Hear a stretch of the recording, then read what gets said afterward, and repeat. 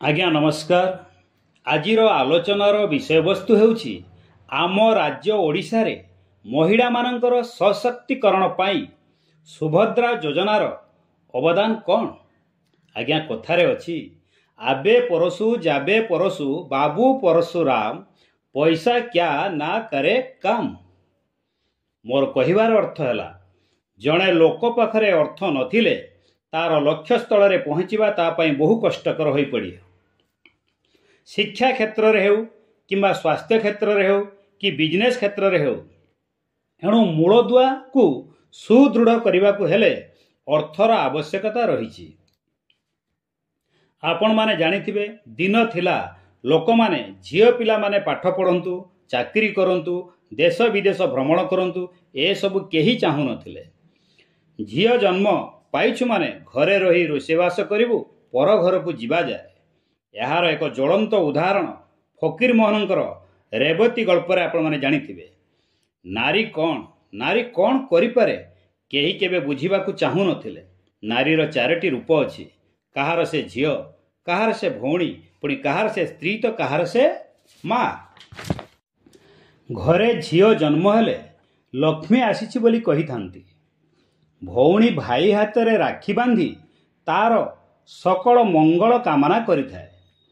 तो पोई कहानी रे आपण मान तो जानिथिबे 7 भाई रे गोटिए भौणी से थिला। स्त्री स्वामीर अर्धांगिनी, ता बिना संसार आगो को बढ़िबनी। आउ माँ यार तो तुलना ही नहीं, से सर्वं सहा। एते सबु भल गुण थाई नारी असहाय हेले यह मानव समाज पाई निंदा। सेही नारी तो पुणी किए प्रधानमंत्री, राष्ट्रपति, महाकाशचारी हेई देशर ना रखिछंती। जेपरी इंदिरा गांधी, द्रौपदी मुर्मू, रानी लक्ष्मीबाई, मदर टेरेसा, कल्पना चावला आदि। सरकार शिक्षार विकास करैबा संगे संगे सबुबेले नारी सशक्तिकरण पाई आप्राण चेष्टा करि आसुछंती। शिक्षा क्षेत्र रे, स्वास्थ्य क्षेत्र रे, चाकरी क्षेत्र रे अबा अर्थ क्षेत्र रे आदि विभिन्न क्षेत्र रे सरकार नारी मानकु सामना को आनिबा को प्रयास करिसेंती। झियो हेले पाठोई देश जीव पर आगे। ओडिशा सरकार महिला मानकर हाथ को मजबूत करिबा पई सेमानकु स्वावलंबी करैबा पई अनेक समय अनेक योजना मान करिथांती। जेपरी बैंक रे, पोस्टाल मानकरे से नारी मानकर सुविधा पई विभिन्न व्यवस्था मध्य करिसेंती। सुकन्या कथा कहंतु। ठीक सेहीपरि सरकार आउ एक सुंदर मनोलोभा सुभद्रा योजना आनिछंती एही नारी मानक पई। एही योजनार अवदान गुड़िक हेला, एक रे सुभद्रा योजना रे सुविधा 21 वर्ष रु 60 वर्ष पर्यंत वयस्का महिला मानक पई ही मिली परिवो। आगामी 5 वर्ष रे प्रति हिताधिकारी को 50,000 टंका मिलिबो। 3 रे प्रति वर्ष 10,000 टंका मिलिबो एवं यह पुणी 2टी किस्ती रे।